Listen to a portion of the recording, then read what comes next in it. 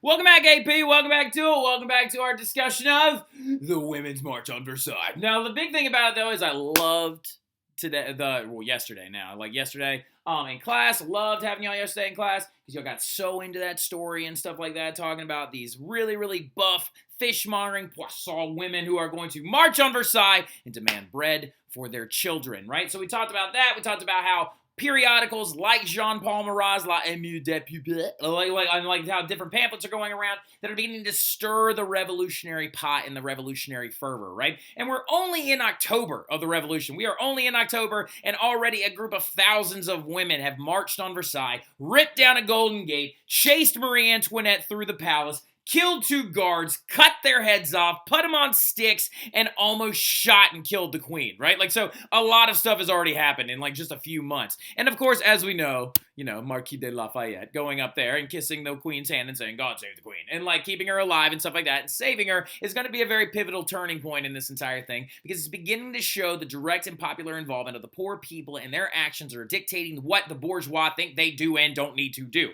So this is another great example of a liberal event in the French Revolution. Reason why it's a great example of a liberal event in the French Revolution is because it's a violent act, right? It's a violent act. Women marched on Versailles. They brought guns, and they brought a cannon, and they brought weapons with them, and knives, and all these other things, with the sole intent of possibly murdering, killing, and destroying the royal family, potentially burning down Versailles. Please don't do that. It's a very pretty house. I want to go see it one day. Now, the big thing about it, though, in general, also, that's going to happen is this right here. This is that gate that they yanked down, right? Well, of course, that's the second version of the gate that they yanked down. But the thing about it, though, is that the women did invade the palace on October 5th, killed guardsmen, almost killed Marie Antoinette, if it hadn't been for Lafayette. Now, the big thing about it, though, is what is our liberal effect, though, okay? People like Marquis de Lafayette, and then also kind of Maximilien Robespierre, though, as well, are going to be at this event, and they're going to try and immediately solve the problem, because the giant effect of this thing is that they demanded that the royal family return to Paris, okay? So that is the genuine big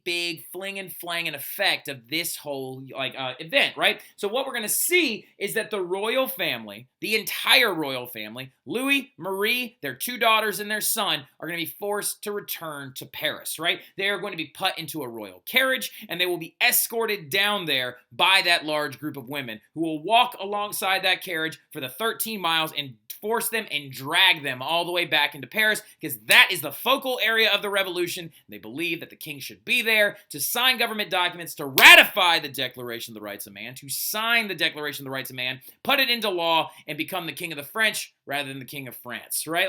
Now, the big thing about it, though, going into it is they do actually escort them down there, and actually right out front of the carriage and stuff like that, as they march their way down there, are the heads of those 2 guardsmen on the pikes and stuff like that. So it's a very, very morbid, very intense scene, but a very large group of women have forced this man back into Paris. It's a pretty pivotal moment, and it's also going to actually play into what we're going to talk about a little bit as we go forward, because the rights of women are going to begin to come up and stuff like that, of course, in the wake of this large event. Now, what's going to end up happening, though, is from 1790 to 1791, because we are in October, right? But from about November, December, in the colder months and stuff like that of France, the revolution slows down a little bit, right? It actually does kind of slow down a little bit, because a lot of people are trying to focus on staying alive, you know what I mean? Eating, things like that, avoiding a famine. But what's going to end up going down from 1790 to 1791 for about a year, right? So for about a year, this revolution, we're going to kind of hit fast forward a little bit, right? We're not going to talk about every single little thing that happened in this year, but what's going to end up going down more than anything else is the consolidation of power, right? The National Assembly is first and foremost going to put the king and the royal family under house arrest, right? They're going to put them under house arrest at this massive palace, which is unfortunately no longer there, right? It's actually no longer there, but it's known as the Tuileries. Let's go ahead and spell that real quick so you can know where they are and know where they're located and stuff like that, but this palace is where they're going to be placed under house arrest, right? Tuileries is spelled Tuileries, okay? The Tuileries. And it is no longer there, unfortunately. It's actually a large park and stuff like that now. And you can see it used to be right down the street from the Arc de Triomphe. But what ended up happening is it actually got burned down at one point and stuff like that. Now, look, the big thing about it, though, in general, is they're going to be placed under house arrest at a palace. Oh, darn. And they're going to be guarded by Swiss mercenaries, and then also contingents of the National Guard and things like that as well. And they basically will be placed under the sole custody of the Marquis de Lafayette. The Marquis de Lafayette becomes the guy that makes sure that their movements are tracked and that they are doing what they are supposed to be doing, right? What's going to end up happening during this time period as well is the National Assembly is going to make massive moves to consolidate power, bring in different funds, fix the financial crisis, gain more land, gain more assurance, and try to work towards progressing the goals of the revolution itself. Now, one of the big groups of people that the National Assembly has yet to identify and yet to try and actually discuss with and yet to actually bring under their thumb is that of the clergy, right? The First Estate. Now, the Second Estate was taken care of after the Great Fear and during the August Decrees, right? During the August Decrees and during the Great Fear, Second Estate was pretty much wiped out, right? The Second Estate was like, they were like, look, feudalism doesn't exist anymore. We're taking your feudal dues. We're taking your feudal tithes. We're taking your feudal land. We're taking your land from you in general, and we're going to redistribute it to the people of Paris and to the people of France, okay? So the civil constitution of the clergy, though, pops up in 1790, right around June, July of 1790, and it's going to be a big event that does occur during this revolution. What it is, though, is basically they stripped all church lands and church tithe from the clergy and the Catholic clergy themselves and brought it under the leadership and under the designation of the National Assembly.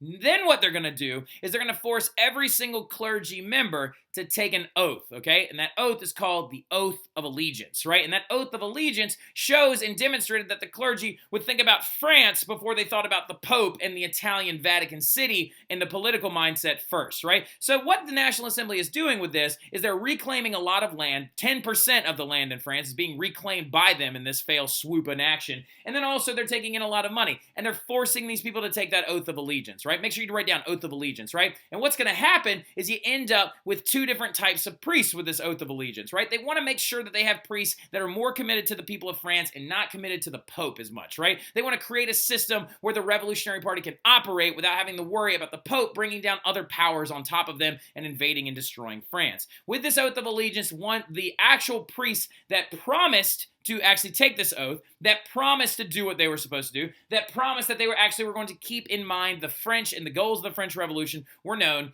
as swearing priests, right? S-W-E-A-R-I-N-G. Swearing priests, right? And swearing priests are not like, Father Andrew walking around being like, oh, mother, like, like cursing and stuff like that. But it meant that they swore the Oath of Allegiance and they promised to do this, right? Then you've got refractory priests, R-E-F-R-A-C-T-O-R-I, refractory, or O-R-Y, refractory priests, which are the ones that refused to take the oath. What happened to them? They got locked up, right? Many of them were put in prisons all over Paris, and many of them actually died while they were incarcerated, right? But they're going to end up being locked up in jail and stuff like that, and it's going to lead to kind of the Vatican and the church starting to get a little bit kerfuffled and a little bit nervous about this entire revolution, right?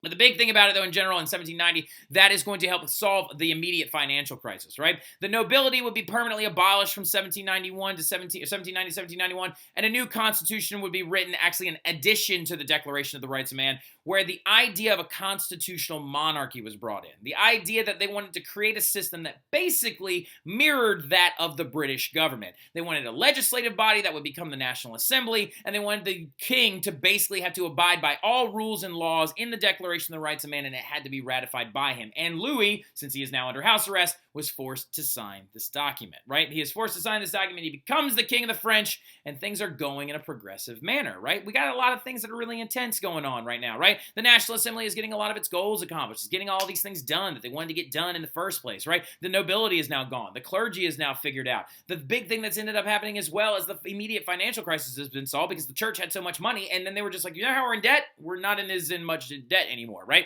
So what's going down as well is lawmaking power now obviously resides within the National Assembly, right? NA stands for National Assembly. So the National Assembly now has the ability to pass resolutions, pass laws, do more things. And one of the immediate things that they're going to do is they're going to give more rights to women, right? They're going to give more rights to women mainly due to the fact of several different people that are around, right? The Marquis de Condorcet is one big one, and then another woman is named Olympia de Gaulle. So you got figures like these two who are popping up during the French Revolution who are beginning to advocate for the rights of others, right? And the National Assembly is listening. Now, this is a very important thing that's going on, and it's a very large element of that liberal phase. This is not about retribution. This is about gaining equality, okay? Something that you need to understand really quick, okay? There are 3 tagline guidelines of the entirety of the French Revolution. You can jot these down if you want to, but you don't necessarily have to.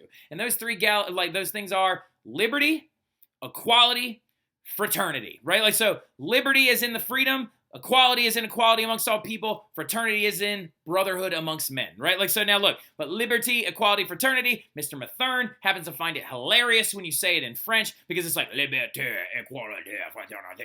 So, like, but his accent's really, really funny. I'm sure I'll try to get a video of him saying it or something like that when we play golf this afternoon, right? The big thing about it, though, in general, is the Marquis de Condorcet is a very important figure because he actually is showing up. Now, when I say very important, he's not like Marquis de Lafayette important. He's not like Maximilian Robespierre important. He's like a JV humanist kind of important, right? He's a guy we're going to bring up for like 2 seconds and we may never bring up ever again. But Condorcet actually comes out and he begins to not only advocate for the rights of women being equal to that of men, but he also begins to advocate for the rights of other races, right? People of other races that are not necessarily Caucasian being able to have rights as well inside of the new French government. And Olympe de Gaulle comes out with a very important text called the Declaration of the Rights of Women, right? And women are given control over their children. They're giving as much control over their children as their actual husbands are. They are allowed to have finances. They can initiate divorce if they do so choose. And it's going to become a massive thing going forward, right? So the other big thing that's going to be going on in this entire system after these two people show up is because of the ideas and the elements of the French Revolution, this is not going to be something that is small or tiny or anything like that.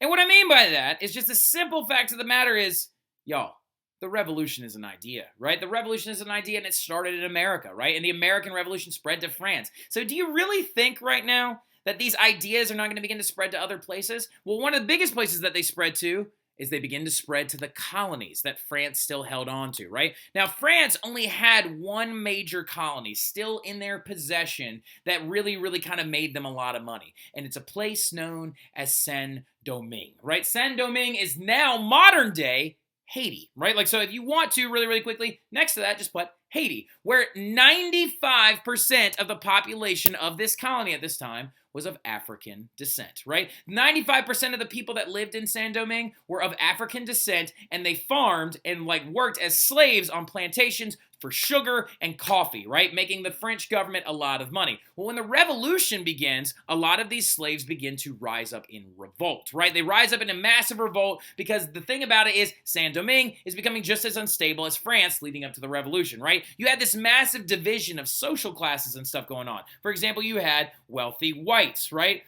You're going to have poor whites, you're going to have free people of color, you're going to have slaves, you're going to have everyone else that's involved in this socially divided system. Well, the thing about this entire system is that most of these wealthy whites, known as the Grand Blancs is what they were called, lived in France. Most of them didn't even live in Saint-Domingue, but they owned the plantations that the poor whites, known as the Petit Blancs, would actually oversee, function, and they also functioned as artisans and things like that.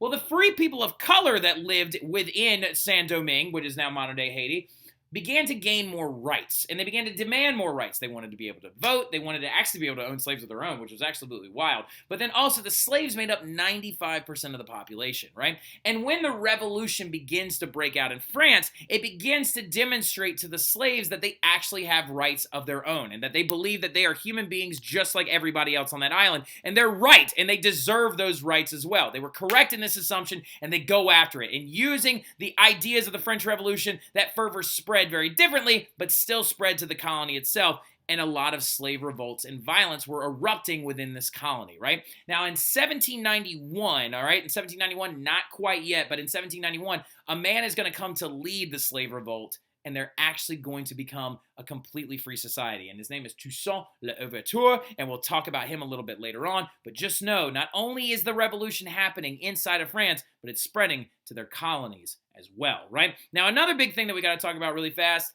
is that in 1791, at the very beginning of 1791, a lot of people, after Louis signed the new Constitution, signed the new version of the Declaration of the Rights of Man, many people began to walk around saying, you know what, y'all? The revolution is over, right? So everybody said, oh, the revolution is over. We have a liberal government now. We have a legislative branch now. We have a constitutional monarch now. He's under house arrest and stuff like that, but whatever. And we're going to figure out what's going on in our colonies and stuff like that, but the revolution is over. People could not have been more wrong, all right? So the revolution is actually going to continue all the way up until 1815, right? So the thing about it that you need to understand in general is what's happening is we were actually beginning to see a come down of the liberal phase, right? We're going to begin to see the inklings of the radical phase pop up in 1791, right? So in 1791, things are going to start getting really, really intense, all right? So now, foreign reactions are going to be going down as well. So this is something very, very big, all right? I'm sure one of you has had this question in your mind. I'm sure Reagan Harmon over there has been like, wait a minute. why didn't the other absolute monarchies, Austria, Germany, Russia, all these other places, why didn't they invade France to save Louis and Marie? Why didn't they just go in there and, start a war and do all this other stuff? Because that's their like cousins, right? Because all these people are related and stuff like that. Why didn't they do this? Why didn't they just run in there and take care of business and like just stop the revolution and things like that? A lot of it has to do with poor timing. A lot of it has to do with poor timing in the sense of like rebuilding after the 7 Years' War, and then also going into like many other like kind of like things in foreign relations and stuff like that. But you're seeing also different reactions to it, right? Now, a big thing that is going to be very important is that the absolute monarchies of Austria, of Prussia, of Russia, and several other areas as well are not very keen on what's going on in France. They're beginning to freak out a little bit, but they're actually shoring up their own issues right now. A lot of them looked inward and were like, how do we prevent this from happening in our country rather than going in and invading and stopping theirs, right? Now, and as the liberal phase began to kind of come to a decline, a lot of them backed off and were like, okay, maybe we don't need to necessarily go to war right now. But what's going to happen, though, is you're going to see liberal and conservative reactions from countries all over Europe, right? So to give representation to a couple of these people, one of the conservative reactions, I'm going to give you two examples, right? Both of these people came out of Great Britain, and this is what they believed about the French Revolution going on in France from their eyes in Great Britain, right? They got the binoculars over in Great Britain. They're looking over at what's going on in France,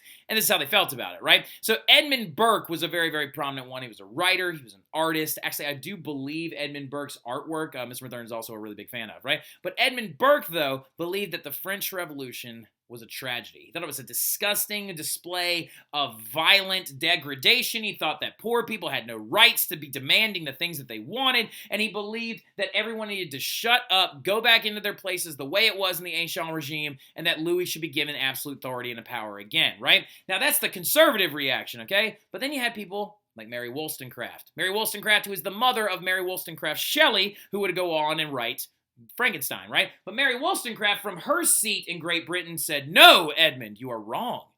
This is a beautiful thing. You have women gaining more rights. You have people of other races gaining more rights. You have people gaining more liberties and freedoms. How could this be a bad thing, right? So as you can see, we've got some different political reactions to this revolution in general, right? It's very important to kind of keep that in the back of your mind as we go forward. And then another big thing to keep in the back of your mind is we're about to stop right here. We're going to cut it off right here. We're going to keep this flip nice and short because I refuse to not tell you about the escape attempt of the royal family in 1791, which is going to have a direct correlation in cause, reaction, and start to the radical phase of this revolution. But we're going to cut it off right here, right now. We'll pick up right there when we get back in class on Monday. I'll see y'all soon. Y'all have a good one.